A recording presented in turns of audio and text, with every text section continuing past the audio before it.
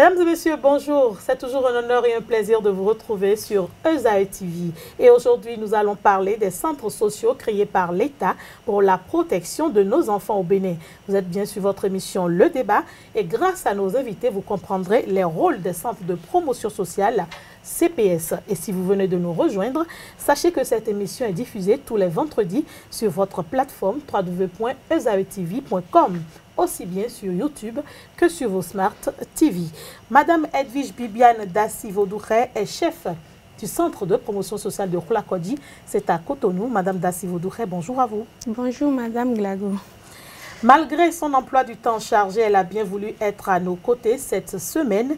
Et avec elle sur ce plateau, M. François Sossinou. Il est technicien supérieur de l'action sociale. M. Sossinou, bonjour à vous. Bonjour Madame la journaliste. Madame Dassi, qu'est-ce qu'un centre de promotion sociale? Merci Madame Glago. Un centre de promotion sociale, c'est un service déconcentré du ministère des Affaires sociales et de la microfinance. Juste comme ça? Oui. D'accord. Monsieur Sossinou, qu'est-ce qu'on entend par protection sociale? On parle de la protection sociale lorsqu'il s'agit de protéger des enfants en situation difficile, de protéger des personnes ou des couches vulnérables. Madame Dassi, présentez-nous mieux un centre de promotion sociale, un CPS comme on l'appelle communément. Un CPS, comme vous venez de le dire tout à l'heure, c'est le centre de promotion sociale. C'est une structure, un service déconcentré du ministère des Affaires sociales et de la microfinance qui s'occupe de la couche vulnérable. Est-ce que vous entendez par couche vulnérable? Par couche vulnérable, on peut comprendre, disons, les personnes en situation difficile.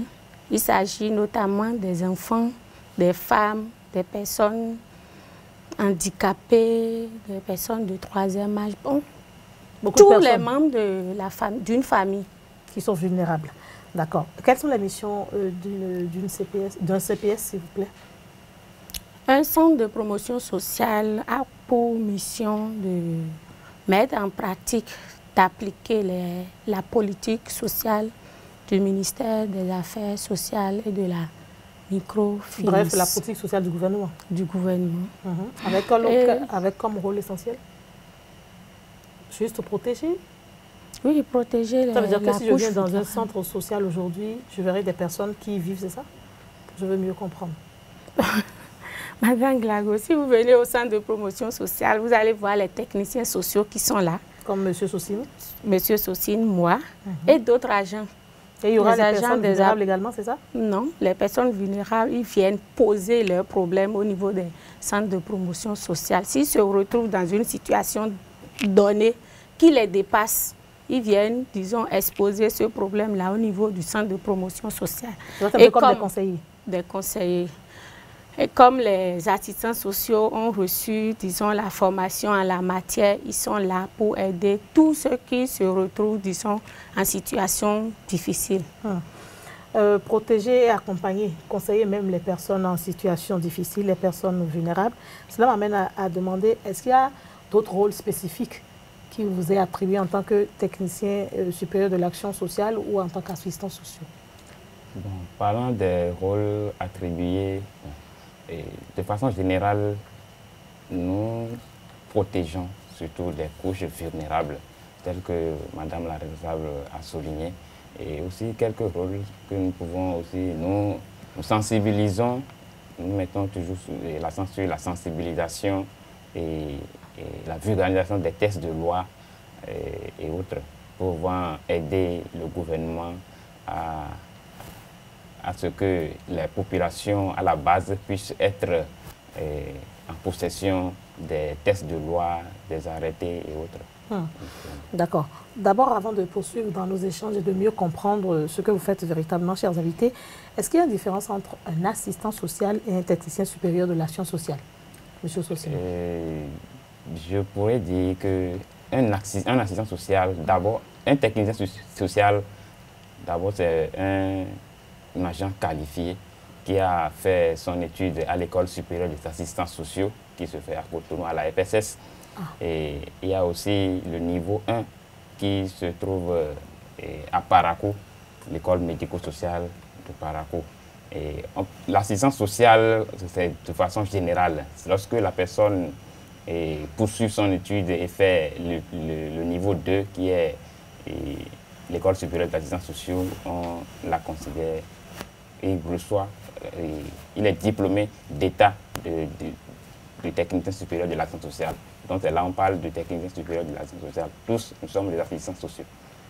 Ah, d'accord. Pour compléter, oui, Madame Dassy. Pour compléter un peu ce que M. Saucine vient de dire, quand on dit assistant social et technicien sociaux, là, technicien supérieur de l'action sociale, moi je me dis qu'il n'y a pas, disons, une grande différence entre les deux. Parce que quand on dit assistant social, ça veut dire la même chose que le technicien supérieur de l'action sociale. La seule chose qui différencie, c'est, disons, le diplôme. Parce qu'il y a 2 écoles qui forment les assistants sociaux de façon globale au Bénin. Donc, il y a l'école de Parakou et puis l'école de la FSS. Celui qui est sorti de l'école de Parakou peut se dire qu'il est assistant social. Celui qui a fini la FSS aussi, et les AS, qui est au niveau de la faculté des sciences de la santé, peut se dire aussi qu'il est assistant social. Mais après le recrutement, quand l'État recrute, il catégorise. Celui qui a fini Parakou est appelé, il est classé d'office dans la catégorie des contrôleurs de l'action sociale. Par contre, celui qui a fini à la FSS, les AS, lui, bon, on l'appelle directement assistant social. Seulement, la catégorie, il est d'office classé en A3. Et puis, c'est après avoir, disons, continué avec des études complémentaires ou bien spécifiques qu'il pourra, disons, acquérir des échelons jusqu'à atteindre la catégorie A1 et puis évoluer jusqu'au niveau de la catégorie A1-12 avant de finir sa profession. Merci à vous, chers invités, pour ces informations. Je l'ai posé parce que l'ESAE, c'est également une université qui forme des gens dans la sécurité sociale. Et donc, si, grâce à vos explications, des étudiants peuvent être mieux informés et pouvoir s'orienter dans leur cursus universitaire, c'est une bonne chose. Tout cette petite discrétion qui était nécessaire, selon moi, pour éclairer. Donc, on va poursuivre dans notre explication sur les centres de promotion sociale. Quelles sont les prestations que vous offrez véritablement dans les CPS, Madame Dassy? De façon globale, les centres de promotion sociale s'occupent, disons, de la prévention et de la gestion des risques sociaux de la population vulnérable. Vous permettez qu'on détaille un peu? Oui. Prévention.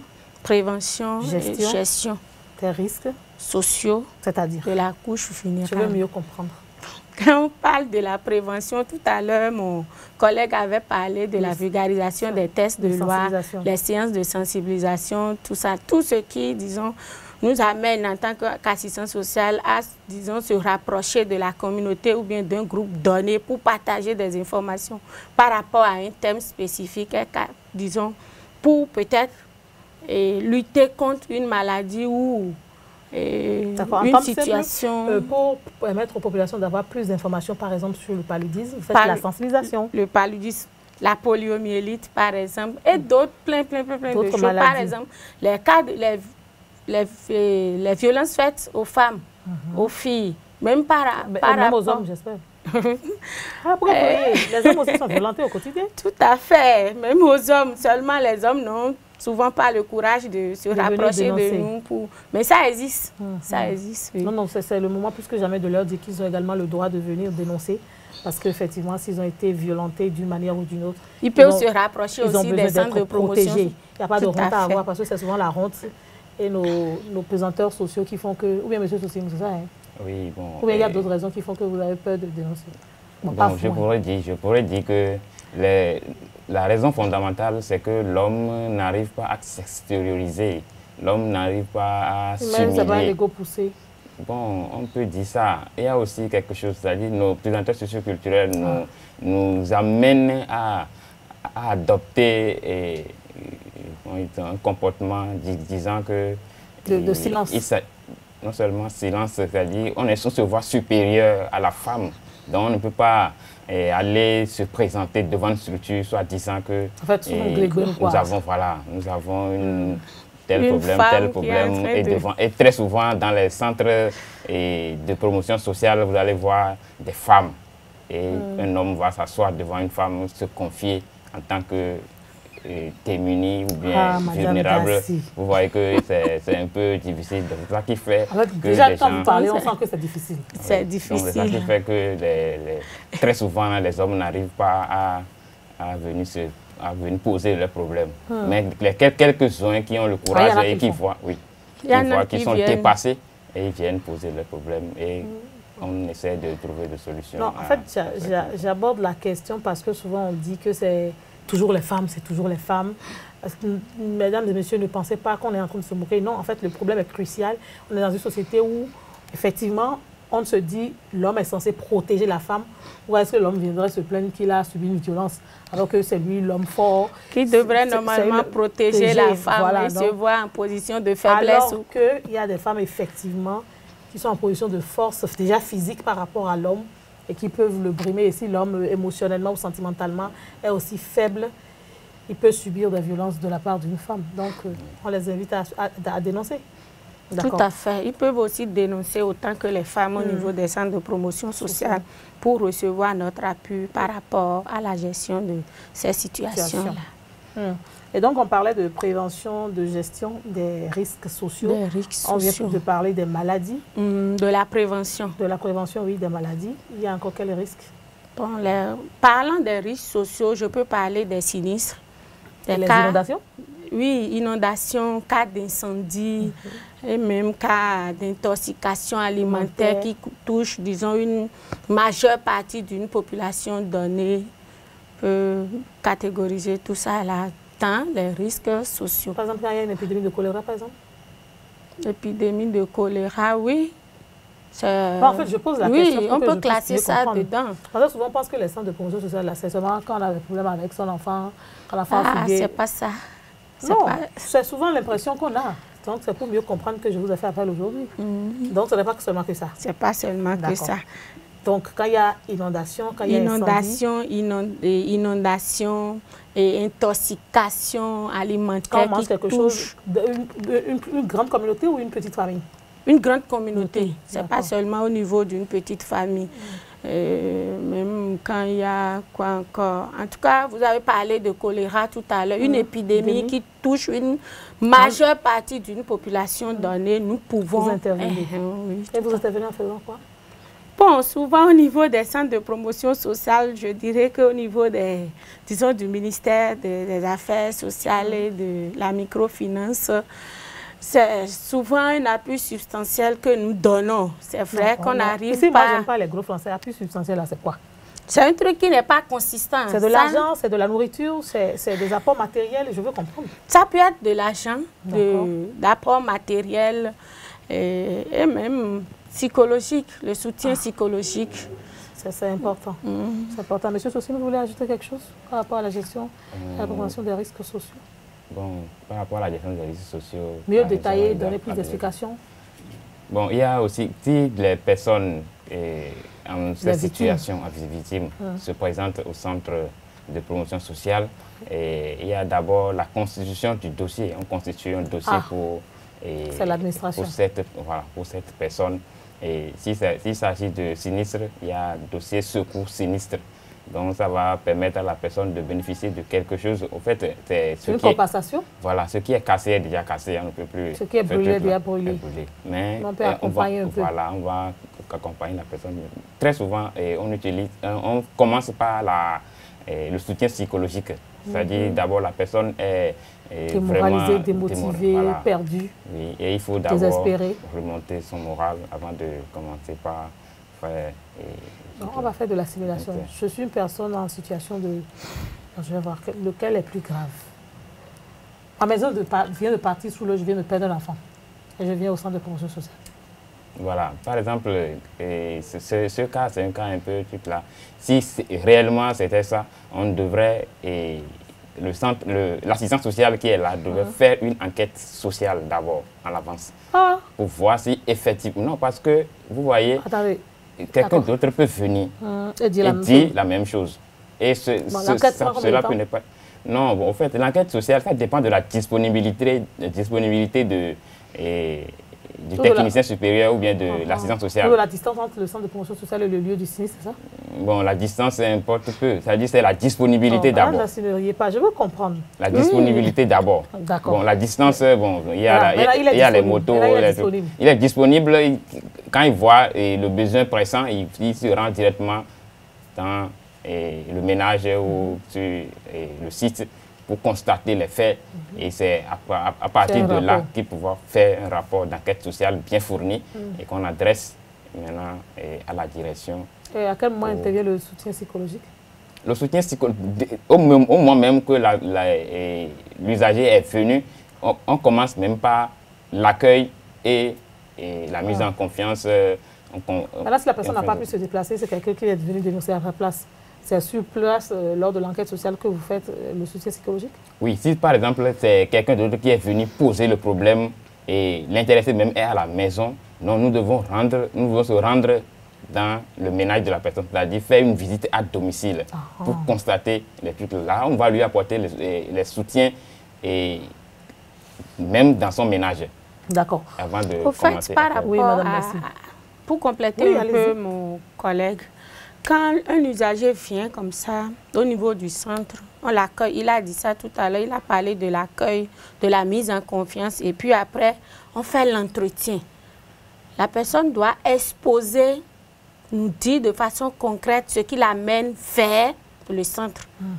Et si c'est que la victime même est encore à la maison, on va prendre les informations, disons les informations par rapport à l'identification du logement ou bien de la maison, du ménage ou bien, en tout cas de l'intéressé. Et puis, après le départ de la personne qui est venue nous signaler le cas, nous pouvons effectuer une visite à domicile pour constater, pour voir de visu ce qui en est. Et s'il y a même lieu qu'on donne des conseils, on le fait sur place dans le ménage. D'accord. D'où le soutien psychologique, des conseils. Parce que si c'est, par exemple, un cas d'incendie ou incendie, intoxication, en tout cas d'une situation dramatique, on doit nécessairement se rendre, les intéressés doivent nécessairement se rendre au niveau du commissariat ou de la gendarmerie qui est proche d'eux pour que les agents de force de l'ordre viennent constater. Parce que pour constituer le dossier, on doit nécessairement avoir besoin du PV. S'ils ne constatent pas, on ne peut pas avoir après le PV pour constituer le dossier. Vous avez toutes ces informations, le dossier est constitué. C'est quoi la suite? Le dossier est constitué. On adresse, cas pratique. Oui, on adresse le dossier à la direction départementale des affaires sociales et de la microfinance. Vous savez, par rapport à la gestion de ces cas, bon, il y a un comité souvent, il y a un comité qui se réunit une fois l'an. Donc, le comité siège une fois l'an pour étudier... Bon, à quel mois de l'année? Bon, je dirais que c'est après le mois de juin. D'accord. C'est souvent après le premier semestre. D'accord. Donc, les cas de juillet jusqu'au janvier, à l'autre juillet, peuvent être amenés au comité. C'est ça, hein? On a au moins tout un lot de dossiers à étudier. Par exemple, si on fait remise de kits ou bien remise de dons ou bien remise d'appui aujourd'hui maintenant, même le lendemain, s'il y a eu des victimes, ils peuvent venir déposer les dossiers au niveau du centre. On vous a parlé tout à l'heure de l'enquête sociale. Ce n'est pas un truc qu'on fait, disons, en 24 heures. Ça prend du temps. Il faut avoir... du temps. Au minimum. Bon, ça dépend, disons, de la gravité de la situation. Ça peut être une semaine, un mois, un an. Non, je veux, en fait, donnez-nous des délais pour qu'on ait une idée au moins. Bon, je pense que si l'assistance sociale a le temps, il n'a pas, disons, d'autres préoccupations urgentes dans la période, dans l'intervalle d'une semaine, il peut déjà rédiger le rapport d'enquête sociale parce qu'il doit avoir les informations chez la victime même, aller disons, prendre des informations pour confirmation des informations que l'intéressé a données avant de se mettre à rédiger. Même pour rédiger, il faut faire, disons, la documentation. Il faut avoir des informations. Il faudrait quand même que ce soit des informations vraies qu'on mette dans le rapport d'enquête sociale. Vous voyez un peu ce que je suis en train de dire, oui. Puisque à la fin, c'est que l'assistant social ou le technicien de protection sociale veut à tout prix gagner soit ce dossier-là pour pouvoir accompagner. En fait, c'est votre objectif premier. Oui, tout à fait. Accompagner. Que la victime soit appuyée, quoi, soulagée. Non, en fait, je pose la question, c'est vrai que j'ai l'air d'insister, mais c'est pour que les gens puissent mieux comprendre toute la difficulté que vous, en tant qu'agent de protection sociale, vous avez déjà à mettre en œuvre vos activités au quotidien et à pouvoir accompagner, surtout quand on sait que sur un rayon donné, c'est sur un rayon large, qu'il y a au moins un CPS, un centre de promotion sociale, et vous avez également vos difficultés. C'est vrai qu'on va parler des difficultés tout à l'heure, mais avant, M. Sossinou, on vient de parler de quelques prestations des centres de promotion sociale. Avant, dans les détails, est-ce que les centres sociaux sont différents des services sociaux spécialisés? Merci, Madame la journaliste. Et parlant des services sociaux spécialisés, je peux dire que c'est différent des centres de promotion sociale. Parce que le centre de promotion sociale a une vision un peu large. Maintenant, concernant les centres spécialisés, nous avons les services sociaux spécialisés. On parle de services sociaux spécialisés. Et là, ils ont leur objectif fixe. Et c'est où? C'est à quel niveau ça se situe? Par exemple, nous pouvons parler de services sociaux hospitaliers, qui est au niveau de CNHU, qui est au niveau de l'OMEL, qui est au niveau de... Là, c'est dans les centres de santé. Voilà. D'accord. Maintenant, il y a aussi les services sociaux au niveau de l'école scolaire, services sociaux scolaires. Ah bon? Oui, au niveau de l'école des enfants. Scolaires. Voilà. Je n'ai jamais entendu parler de ça. Oui, parce que... Et ça fait quoi? Eux aussi, ils interviennent surtout dans le domaine de l'exonération des enfants. Les enfants dont les parents n'ont pas les moyens de payer leur contribution, par exemple, ou les enfants qui sont dans la nécessité, qui n'ont pas de quoi manger, qui peuvent bénéficier des cantines scolaires, c'est ça? Oui, je comprends. Ils sont au niveau des... Madame Dassi, un instant, monsieur Sossinou, oui. Les services sociaux spécialisés, disons, scolaires, ont leur bureau au niveau des directions départementales de l'enseignement primaire et secondaire. Et bon, contrairement à l'organisation des centres de promotion sociale, ces services sociaux spécialisés sont au niveau départemental. Quand on va au niveau d'un département, on en rencontre un seul. Par contre, au niveau des centres de promotion sociale, dans toutes les communes, sauf les villes à statut particulier, donc Cotonou. Par exemple, quand on vient à Cotonou, qui, disons, est une commune, on en rencontre 6. Comme un département. Quand on va à Porte-Novo-Ville, je pense qu'on a 3 ou bien 4. Quand on va à Parakou aussi, c'est 3. C'est Cotonou qui a la plus grande part. Monsieur Sossinou, donc vous expliquiez, à part les services sociaux scolaires. Oui, je parlais aussi. Il y a aussi le service social de la justice. Oui, parce que dans les tribunaux, on en rencontre des cas, par exemple, les enfants en conflit avec la loi. Il faudra quelqu'un pour... Vous êtes en conflit avec la loi? Bon... Quel conflit de petits vols, c'est ça? Oui, bon... Qui ont violé des bébés. Tout à fait. C'est ça, là, aussi, oui. C'est-à-dire c'est des enfants qui ont maillot parti avec la justice. Oui. Tout à fait. Parce qu'on ne peut pas parler de hors la loi, on ne peut pas parler de hors la loi, c'est un peu brut. Voilà. C'est un peu brut. Voilà. Donc ça là, il y a des centres, il y a le service social de la justice qui s'occupe de... Les enfants qui ont subi des violences également sont protégés au niveau de la justice. De la justice. Dans ce service-là. Oui. Et l'assistant social qui est là se rend dans la prison civile pour pouvoir sensibiliser. Donc, d'abord là, il y a des quartiers, des hommes à part des adultes, des femmes à part, des enfants à part. Donc, ils essaient de les sensibiliser, de les amener à comprendre qu'effectivement, vous êtes hors de la société en quelque sorte, mais vous pouvez réintégrer, il suffit de revoir vos comportements. Voilà. Et aussi pour faire ça, le juge de mineur instruit très souvent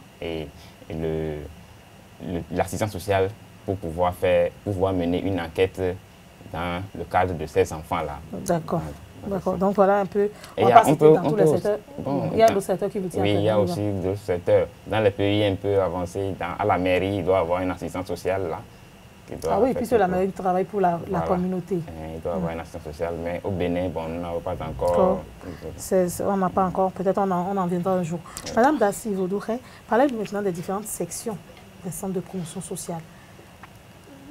Comment est-ce qu'on voit un centre social, son organisation? L'organisation interne des centres de promotion sociale. Parlant, disons, de l'organisation au niveau des centres de promotion sociale, je peux dire que cette organisation diffère d'un centre à un autre. Et par exemple, quand on prend un centre, c'est en fonction, disons, des programmes qui sont exécutés au niveau de ce centre-là. Par exemple, quand on prend le CPS de Placody, on a le secrétariat, on a la section des affaires financières. On a l'administration. L'administration, Et après, au niveau de l'administration. qui concerne vraiment les personnes vulnérables. Les personnes vulnérables, ok. Par rapport, disons, à l'organisation pratique mise en place au niveau de l'administration du centre de promotion sociale de Placody, il y a le secrétariat, il y a la section affaires financières, la section et protection de l'enfant et champ. Il y a la section affaires sociales. Maintenant, contrairement à d'autres centres qui ont, par exemple, le programme de prise en charge des personnes handicapées, la RBC, eux, ils ont, en plus de ces sessions-là, la session réadaptation à base communautaire. D'accord. On va prendre les derniers paliers. Protection sociale et genre, c'est ça, hein? D'accord. Dans la protection sociale et genre, qu'est-ce que vous faites réellement? Par rapport à la session protection de l'enfant et champ, la personne qui est chargée de ça s'occupe de tout ce qui a trait à la prise en charge des enfants.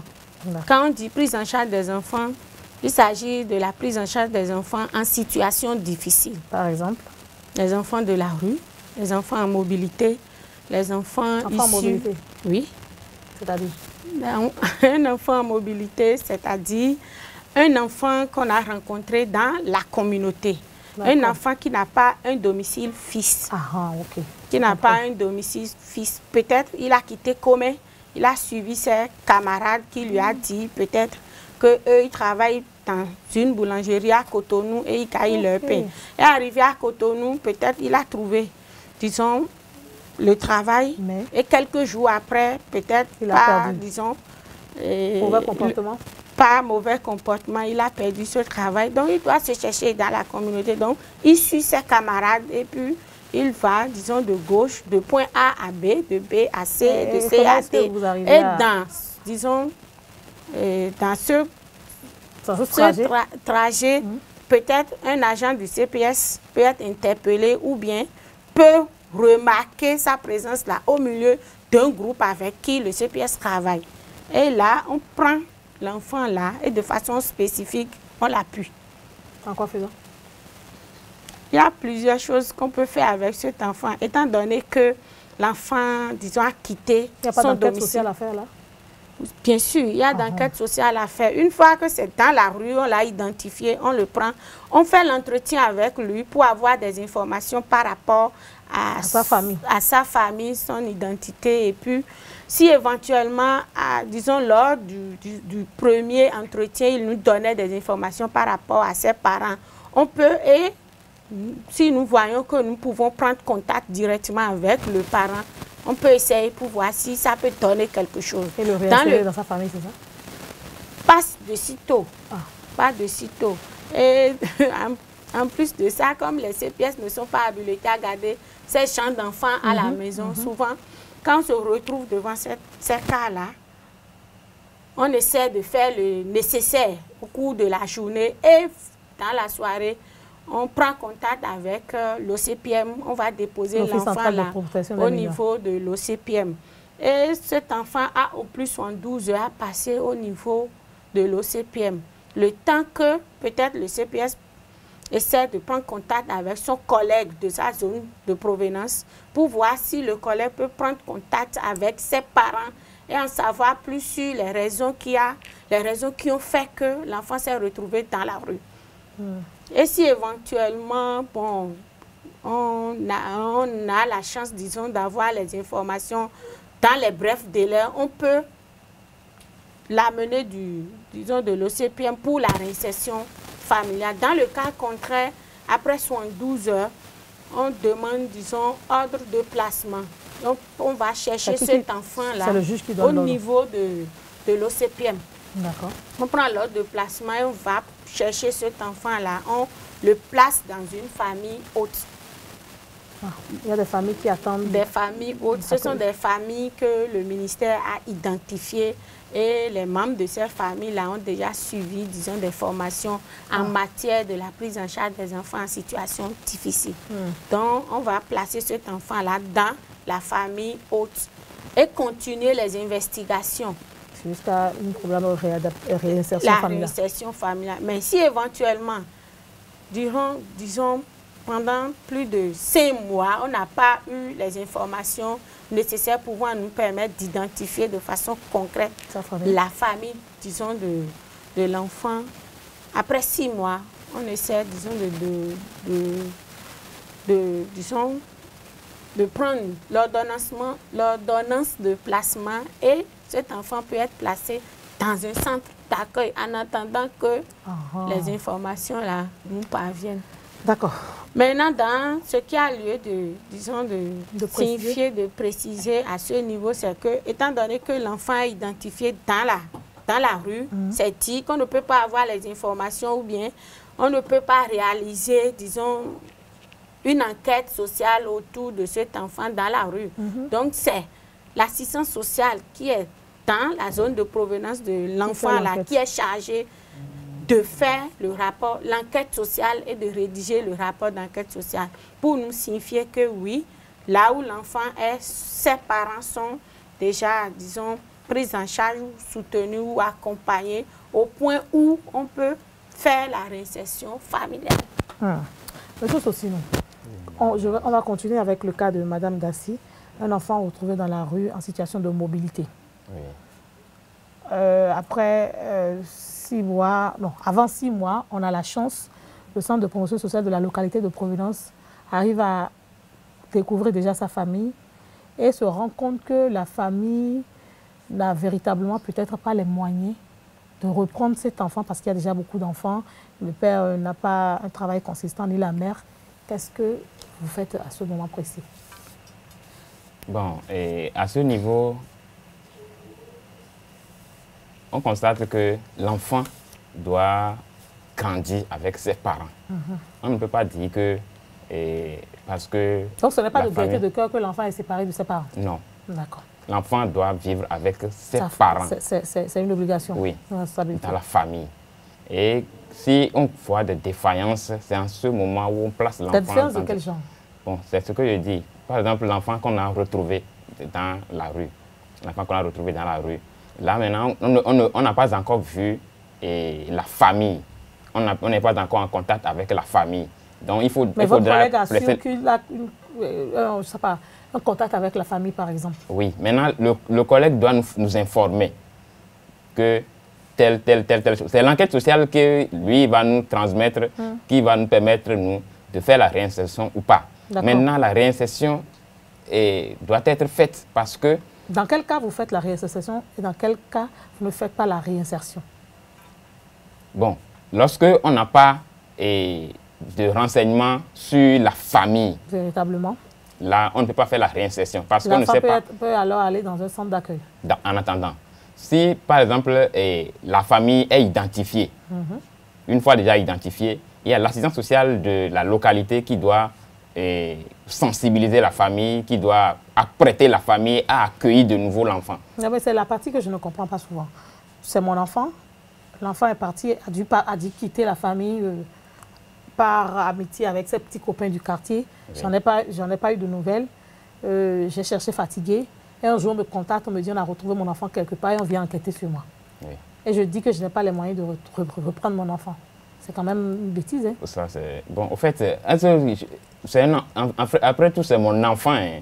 Oui, il y en a qui refusent de reprendre cet enfant et qui disent au centre de promotion sociale de s'en occuper, non? Non, ils ne refusent pas. C'est parce qu'ils se disent plutôt que l'enfant, une fois quitté la maison et comment dit-on, à côtoyer des amis de moralité douteuse, et ils se disent que cet enfant plutôt a acquis d'autres comportements. L'enfant devient inconnu, c'est ça? Non, l'enfant n'est pas devenu inconnu. Et au fait, c'est que l'enfant acquiert d'autres comportements et qu'il va développer après. Maintenant, c'est l'assistance sociale qui doit amener la famille à comprendre le pourquoi l'enfant a quitté la maison et le pourquoi l'enfant veut revenir à la maison. Et l'enfant doit nécessairement revenir dans la famille. Et c'est pourquoi je disais que l'assistance sociale doit amener la famille à accepter l'enfant de nouveau. Accepter l'enfant. Monsieur Sosino, excusez-moi d'insister, dans le cas où l'enfant ne veut pas retourner en famille. Voilà, si l'enfant lui-même ne veut pas se retourner en famille, maintenant nous on va écouter l'enfant. Pourquoi l'enfant ne veut pas aller dans la famille? Soit c'est une situation dans la famille que l'enfant essaie de fuir. Et par exemple, si on laisse l'enfant dans cette situation, il peut développer d'autres comportements. Et lui, il a constaté que peut-être l'environnement là ne l'est plus propice. Et il faudra élire domicile ailleurs peut-être. Donc là maintenant, on va amener l'enfant à comprendre la situation et à accepter sa famille de nouveau. Madame Dassi, vous voulez compléter? Au fait, moi je me dis que un enfant, quand on dit un enfant là, c'est un être humain qui n'a pas encore l'âge de raison. Bien sûr. Et il ne peut pas nous dire qu'il ne veut plus rentrer ou bien il ne veut plus aller en famille et facilement on va l'accepter. On va faire tout possible, comme vient de dire mon collègue. Vous allez le convaincre? Faire tout possible pour le convaincre. D'abord, si c'est le parent ou bien les parents qui ont dit qu'ils ne veulent plus de cet enfant dans le ménage, on doit faire tout possible pour leur démontrer, montrer que vraiment la place de cet enfant-là, c'est dans cette famille et que l'enfant est né là. Maintenant, par rapport à l'enfant qui dit qu'il ne veut pas aller, qu'il ne veut plus disons, rester dans sa famille. Rester dans sa famille, on va le mettre en confiance et lui dire, vraiment c'est vrai que tu as dit ça, mais ce qui est sûr, tous les membres de ta famille là ne sont pas méchants. Même à côté, les gens, les voisins. S'il veut rester avec quelqu'un d'autre. S'il y a lieu qu'ils choisissent, disons, une personne de confiance. S'il choisit la personne de confiance, que la personne de confiance n'est pas en mesure de le garder. Parce qu'on est dans un monde aujourd'hui où chacun a ses difficultés. Par rapport à ça, nous avons, disons, des structures qui nous appuient, qui nous accompagnent. Si c'est le parent qui dit, par exemple, vraiment, d'abord, est-ce qu'un parent peut dire qu'il n'a pas les moyens pour prendre en charge? Oui, il y en a qui le disent quand ils en ont plusieurs, c'est vous qui le dites, vous n'allez pas me dire que je vous apprends ça. Il y en a qui le disent et qui même, parce qu'ils n'en ont pas les moyens, ils demandent à des enfants d'aller vite se marier ou les marient de force très tôt. Oui, bon, devant ces situations-là, parfois, nous essayons. Au fait, on avait dit, entre-temps, tout à l'heure, qu'il y a le rapport d'enquête sociale de notre collègue de la zone de provenance de l'enfant. Ce rapport d'enquête sociale doit nous signaler que oui, l'enfant est issu, disons, d'une famille démunie où bon, au sein de cette famille-là, vraiment, l'éducation de l'enfant n'est pas garantie ou bien l'enfant ne sera pas sécurisé. Et nous faire des propositions par rapport à, disons, aux différentes actions qu'on doit mener pour réinsérer cet enfant. Par exemple, si c'est qu'on doit nécessairement appuyer la mère ou le père dans ce qu'il a l'habitude de mener ou bien de faire comme activité. Le secours aux indigents, c'est ça? Il y a le dossier de secours qu'on fait. Il y a aussi les appuis que les structures donnent. Par exemple, avec TDAH, si on identifie des enfants comme ça. Tête des hommes. Tête des hommes. Oui, merci madame. Quand nous identifions des enfants comme ça et Tête des hommes veut nous accompagner, il nous demande de faire le projet de vie de l'enfant. Donc, c'est avec l'enfant même qu'on essaie, projet de vie de l'enfant. Donc, l'enfant même dit de façon concrète ce qu'il veut faire, ce qu'il veut devenir.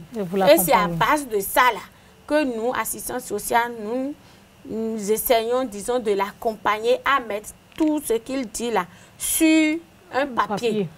Donc, les différents étapes qu'il doit franchir pour pouvoir atteindre, disons, son objectif de vie, en quelque sorte, entre griffes. Donc, si c'est qu'il dit qu'il veut apprendre, disons, un métier sur une formation, et à ce niveau-là, il doit avoir 14 ans d'abord. D'accord, à partir de 14 ans. S'il a, disons, moins de 14 ans, on doit faire tout possible pour le convaincre à ce qu'il reprenne, disons, le chemin de l'école. Et là, on lui donne, disons, de kits scolaires. On l'appuie sur le plan scolaire et on appuie aussi les parents. D'accord. Quelles sont les autres populations cibles que vous prenez en charge véritablement dans les centres de promotion sociale? Vous aviez cité les femmes, les enfants, les personnes vulnérables, les personnes handicapées. Est-ce que c'est tout? Les personnes de 3e âge. Ah, d'accord. Les PVV. Quand on dit PVV, les personnes vivant avec le VIH-Sida. Oui. Quand on dit personnes vulnérables, bon, il y a un panoplie, je vais dire, disons, de catégories de personnes qui est mise dedans. D'accord. Oui, allez dans les détails rapidement.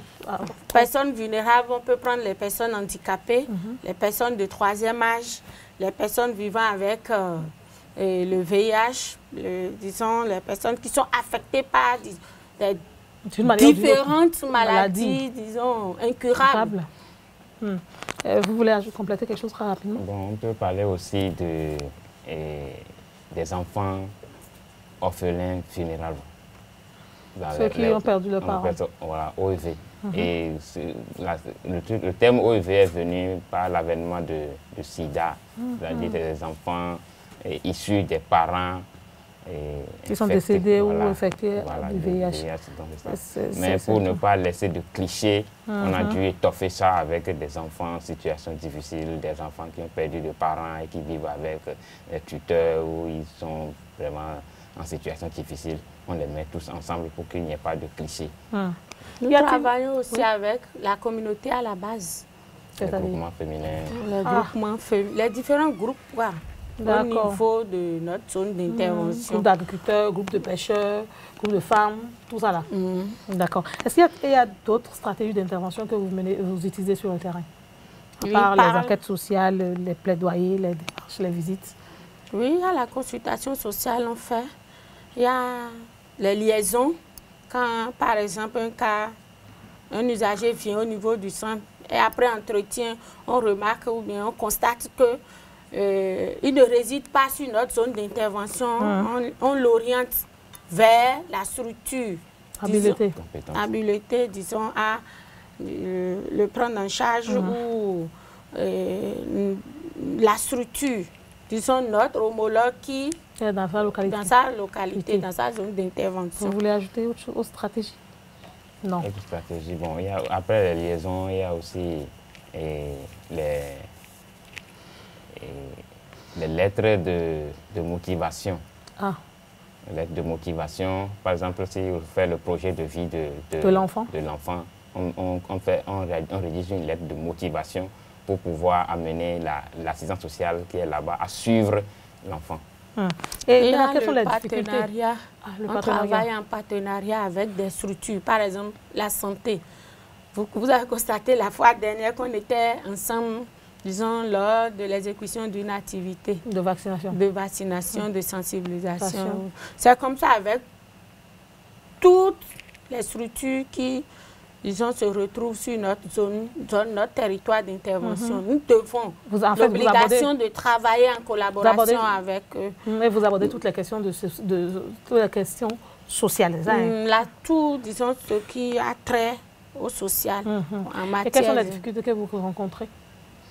Bon, parlant des difficultés, je peux dire, il y a disons, la difficulté liée au personnel, l'insuffisance, disons, de personnel au niveau des centres de promotion sociale.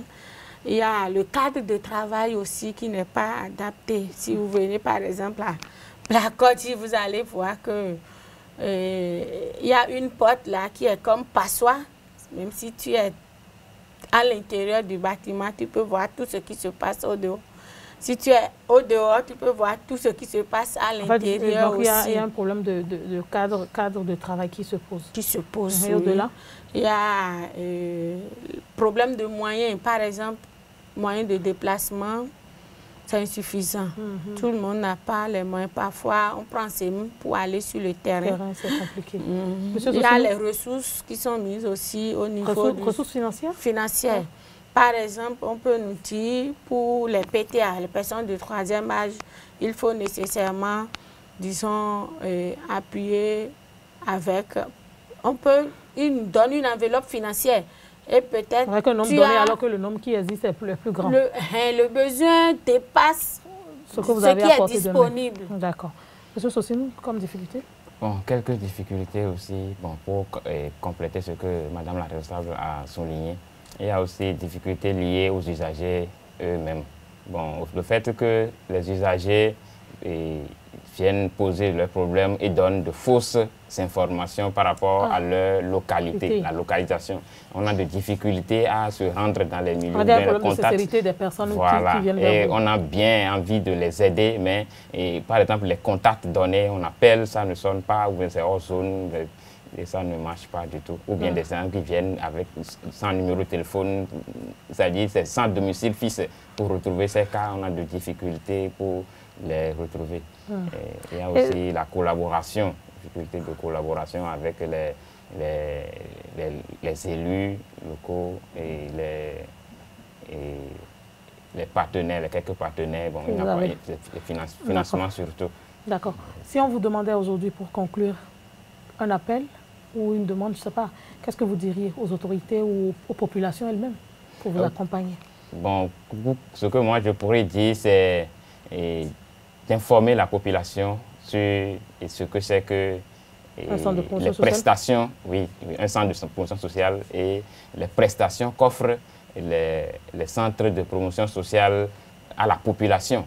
Et aussi, nous allons aussi surtout appuyer pour les hommes, amener les hommes à venir s'exposer, c'est-à-dire à venir donner et poser leurs problèmes pour que nous puissions les assister. Est-ce qu'un particulier peut accompagner un centre de promotion sociale? Oui. Oui, un particulier peut accompagner. Il y en a des particuliers qui accompagnent, je connais bien. Oui. D'accord. Madame Dassi, votre conclusion? Bon, comme conclusion, je dirais que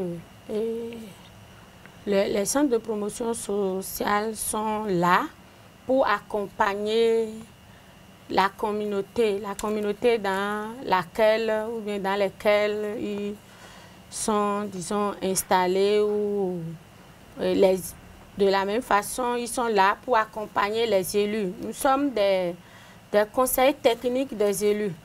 Quel qu'en soit ce qu'ils veulent faire, disons, dans la communauté, si c'est que ce qu'ils veulent faire a trait au social, ils doivent nécessairement avoir ou bien prendre notre avis par rapport à ça. Parce que nous sommes dedans, on est, disons, presque tous les jours, comme la nuit, au contact de la population. Nous connaissons un peu les difficultés de la communauté dans laquelle on intervient.